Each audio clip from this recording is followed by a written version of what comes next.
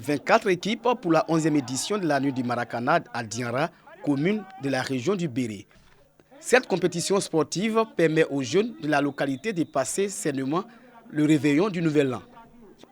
Vu l'engouement des populations autour de l'événement, les lieux de loisirs se vident au profit de cette rencontre sportive. Les différentes équipes ont affronté la nuit et le vent sec de l'harmattan du dimanche 31 décembre 2023 au 1er janvier 2024. Cela à l'initiative du comité des sports de la localité. C'est une occasion pour nous de nous séparer des vices qui constituent aujourd'hui un problème, un fléau pour la jeunesse. Nous nous retrouvons ici de façon saine pour attendre la nouvelle année dans la joie, dans la gaieté et dans la santé. Occasion pour le maire de Dianra d'inviter les jeunes à renforcer le climat de paix et de cohésion sociale. Aux jeunes de toujours œuvrer dans le sens du rassemblement et de l'apaisement, d'être toujours unis et solidaires. Après une rencontre épique, le village de Yérétilé en blanc remporte la finale face au futur star de Dianra en violet au tir au but. Score final 2-0 pour Yérétilé. La nuit du Maracana a été précédée d'un tournoi des jeunes leaders de la Ligue 1 de Dianra.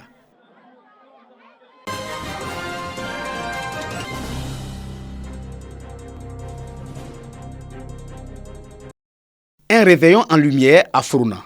Pour le passage de l'an 2024, les populations de cette commune de la région du Hambol ont eu droit à un concert gratuit suivi d'un gigantesque feu d'artifice qui a duré 15 minutes. Ce moment de réjouissance est un cadeau offert par le maire Kinapara Koulibaly, un réveillon de partage.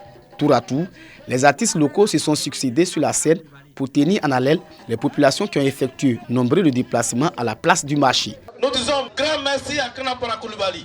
Depuis plusieurs années qui nous accompagnent dans ces événements comme aujourd'hui. Une occasion pour les représentants du maire de souhaiter leurs meilleurs vœux et profiter pour amplifier le message à la nation du président de la République Alassane Ouattara qui prolonge l'année de la jeunesse et qui annonce de belles perspectives pour 2024. Nous demandons à la jeunesse de fréquenter nos missions en place jeunes.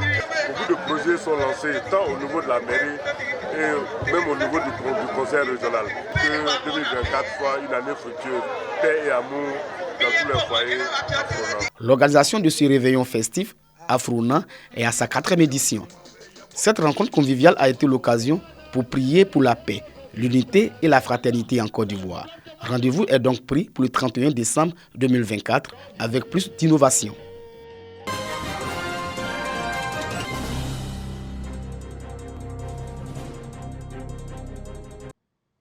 Préfecture des régions Bouaké. Des centaines de fidèles issus des différentes confessions religieuses et leurs guides prient ensemble pour la paix et la quiétude sociale en Côte d'Ivoire. Une initiative gouvernementale qui engage également les responsables des communautés évangéliques, musulmanes et églises révélées d'Afrique à faire des prières et dire des bénédictions en vue de la réussite de l'organisation de la Coupe d'Afrique des Nations de football CAN 2023. Unis au sein de la confession des communautés religieuses du district de la vallée du Bandama, les guides religieux expriment leur enthousiasme pour l'implication dans l'organisation de la CAN. C'est notre ministère. On est là pour supplier Dieu, pour invoquer toutes ces bénédictions, pour que ce qui va se passer se passe très bien. Au nom du Premier ministre, ministre des Sports et du Cadre de vie, Robert Begré-Mambé, le préfet de la région de Béquet exhorte des guides religieux à promouvoir la maturité spirituelle pour la consolidation de la paix et l'unité nationale. Je voudrais que de par vos prières, Dieu, une fois de plus, comme il en a plusieurs fois fait, ait pitié, qu'il continue d'avoir pitié de ce pays que vous avez la chance de diriger, de soutenir, de maintenir dans vos prières. Au cours de cette prière œcuménique, les guides religieux se sont engagés à intercéder auprès de Dieu pour la réussite de la CAN, afin de démontrer une fois encore l'image d'hospitalité qui prévaut en Côte d'Ivoire.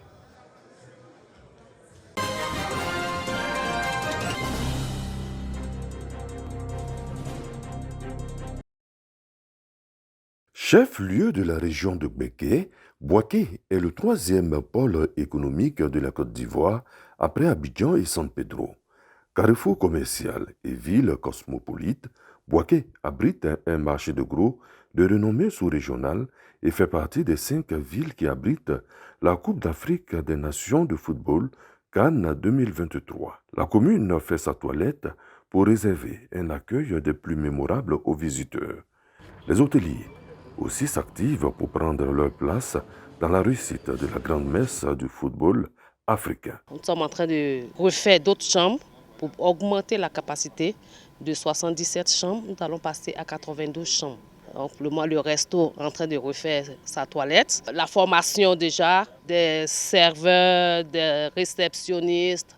On va faire un recrutement de personnel. Aussi les femmes de chambre. Les hôteliers comptent satisfaire les demandes de leurs clients en veillant sur le confort. Nous avons investi dans les chambres, nous avons rajouté des téléphones, des coffres forts, un standing plus élevé. Notre cuisine est basée sur une cuisine française. On va mettre l'accent sur des spécialités justement ivoiriennes, pas mal de plats africains, en utilisant des produits locaux et puis une variété de produits que les visiteurs n'ont peut-être pas l'occasion de manger ailleurs.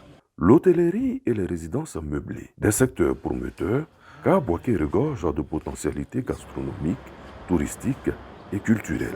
C'est une grande opportunité pour nos opérateurs hôteliers à Bouaké. Et à l'instar de toutes les villes même, autres de la Cannes. Les maquis et les restaurants aussi font bonne œuvre. Bouaké est une ville cosmopolite, prospère, attractive. La réserve naturelle Nzi River Lodge et les falaises de Bongrabo à Brobo, des sites touristiques qui font la fierté de la région. Pour ceux d'ailleurs, je les invite à venir vraiment connaître Bongrabo, puisque Bongrabo c'est en tout cas la meilleure destination tourisme de Côte d'Ivoire. Nous sommes prêts à les accueillir.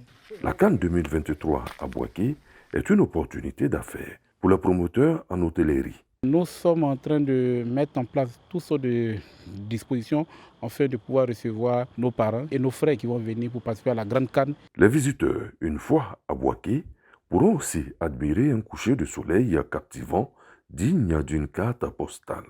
Vive la Cannes de football 2023 et Aquaba à Bouaké.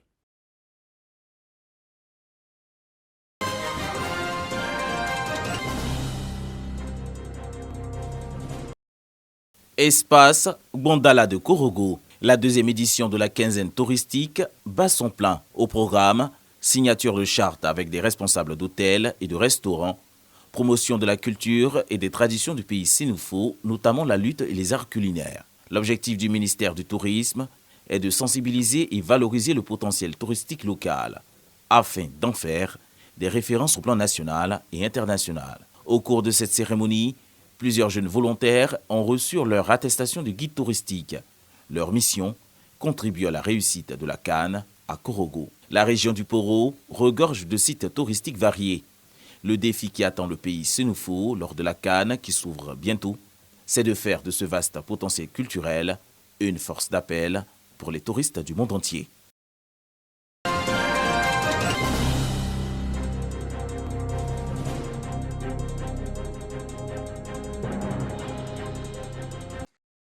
Footing et fitness dans les rues de Bonon, ville du centre-ouest du pays.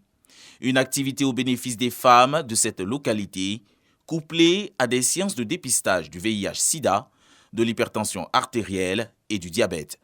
Une initiative de la Fédération des associations féminines de Bonon, FABEBO, avec le soutien de la Fondation Espace Afrique, FEA. Nous, les femmes de Bonon, c'est-à-dire la fédération, on se soucie de la santé de la population, de nos mamans, de nos papas. C'est pour ça que nous avons organisé cette belle activité. Parmi les 152 personnes dépistées pour le VIH, nous avons eu 2 cas de VIH positif que nous avons référés à l'hôpital général de Bonon pour prise en charge. L'objectif que nous visons, c'est de permettre à toutes les personnes qui vont acquérir cette connaissance sur le yoga, de pouvoir avoir la paix intérieure. Créer une paix sociale autour d'eux et surtout améliorer leur état de santé. Les femmes de Bonon ont été exhortées à la pratique du sport, une activité qui, comme le dépistage, permet de prévenir et détecter les maladies.